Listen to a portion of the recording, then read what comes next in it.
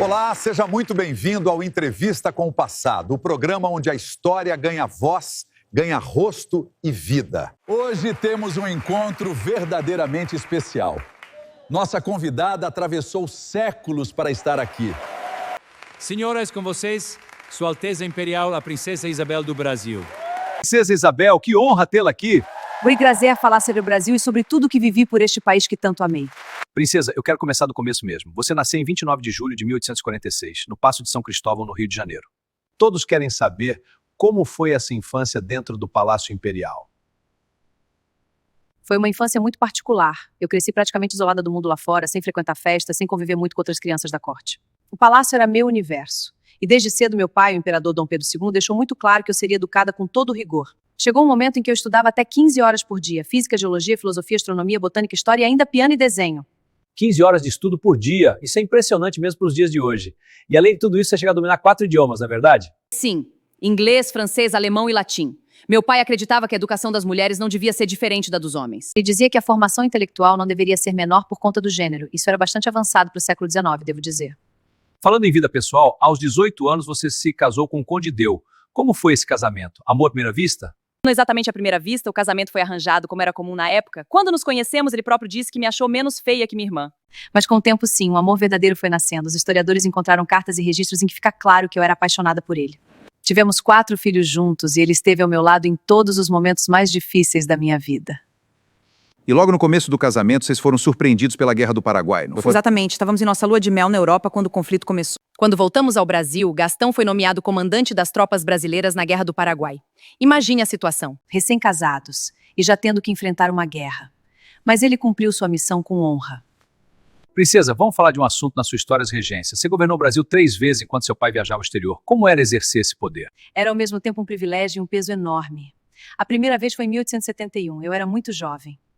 É preciso ser honesta, grande parte do poder real estava nas mãos do Visconde do Rio Branco, que era o presidente do Conselho de Ministros. Mas eu acompanhava cada decisão, conhecia os votos, sabia quem era a favor e quem era contra. Não era uma figura decorativa. Foi nessa primeira regência que aconteceu algo muito importante para a história do Brasil, correto? Sim. Em 27 de setembro de 1871, assinei a Lei do Ventre Livre, que declarava livres todas as crianças de mães escravas a partir daquela data. Foi um passo pequeno, mas simbólico e muito contestado pelos fazendeiros escravocratas. Eu sabia que não seria o último passo. A segunda regência, entre 1876 e 1877, foi marcada por outro tipo de conflito entre católicos e maçons. Como foi lidar com essa tensão? Foi um período delicado. O Brasil vivia uma crise entre a Igreja Católica e as lojas maçônicas, com bispos sendo presos e a monarquia no meio das tensões. Como regente, eu tinha que manter a ordem e, ao mesmo tempo, respeitar as instituições. Minha fé católica era profunda, e isso às vezes me colocava em posições difíceis politicamente. E chegamos então à terceira regência, em 1888, a mais marcante de todas. Princesa, me conta o que todos querem saber. Como foi o caminho até a assinatura da Lei Áurea, no dia 13 de maio de 1888? Esse foi o momento mais intenso da minha vida. O movimento abolicionista havia crescido muito ao longo da década de 1880. A sociedade estava em movimento, mas havia uma resistência feroz dentro do próprio governo. O barão de Cotegipe, que era o presidente do conselho, era um escravocrata convicto e fazia de tudo para atrasar qualquer mudança. E o que você fez diante disso? Agi. Em abril de 1888, antes da votação, eu mesma comandei uma cerimônia no Palácio de Cristal, em Petrópolis. Agi para libertar os últimos escravizados do município. Fiz com que todo o gabinete e os parlamentares subissem a serra para assistir. Queria mostrar quem estava no comando. Depois disso, destituí o gabinete inteiro e nomeei João Alfredo Correia de Oliveira, um conservador, mas pró-abolição, como novo presidente do Conselho. Eu mesma chamei isso de golpe. Isso é uma jogada política de altíssimo nível. As pessoas me subestimavam porque eu era mulher. Os historiadores registraram que muitos homens tinham asco de mim.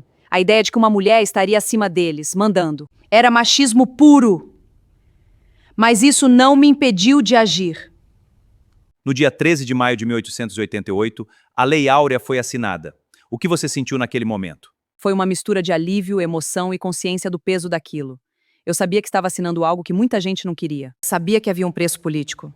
Mas no dia seguinte ao golpe republicano, em 1889, então escrevi: se a abolição é a causa disto, eu não me arrependo. Considero valer a pena perder o trono por ela. E repito isso hoje, sem hesitar. Princesa, e falando em perder o trono, em 15 de novembro de 1889, a República foi proclamada e a família imperial foi exilada. Como foi esse momento? Foi uma ruptura brutal. Da noite para o dia, tivemos que partir. Não houve tempo para despedidas adequadas. Embarquei com meu marido, meus filhos e meu pai, que já estava doente, rumo à Europa. E nunca mais voltei ao Brasil. Passei os últimos 30 anos da minha vida na França, no Castelo Deu, na Normandia, que era a antiga casa do avô de Gastão. E como foram esses anos de exílio? Difíceis, mas não vazios. Continuei com caridade junto à igreja. Acompanhei a morte do meu pai em 1891, apenas 2 anos após o golpe. E fui reconhecida pelos monarquistas brasileiros como pretendente legítima ao trono. Morre em 14 de novembro de 1921, um dia antes do aniversário da proclamação da República. Talvez tenha sido proposital da parte do destino. Princesa, antes de encerrar, uma pergunta que muita gente faz.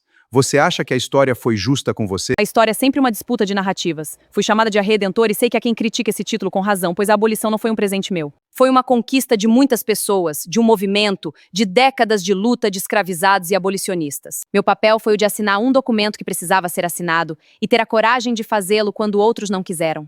Muito bem dito, princesa. Uma mulher que governou o império, libertou um povo e perdeu um trono, e mesmo assim disse que não se arrependeu. Isso é história, isso é legado. Obrigada. O Brasil sempre estará no meu coração, mesmo que eu jamais tenha voltado a pisar em seu solo. E assim termina mais um episódio do Entrevista com o Passado, onde a história não fica no passado, ela fala com você.